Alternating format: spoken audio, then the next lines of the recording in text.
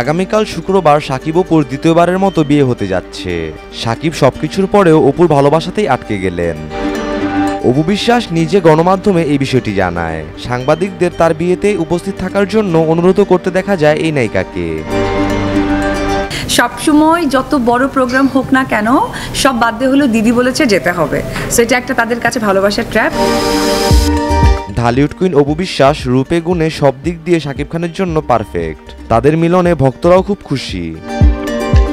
তো হয়েছে যে সকাল 10টা থেকে বিকেল 5টা অবধি একটা শিফট করেছি, কোনো একটা বিকেল 5টা থেকে রাত্রি 10টা অবধি একটা শিফট করেছি, আবার হোল নাইটও।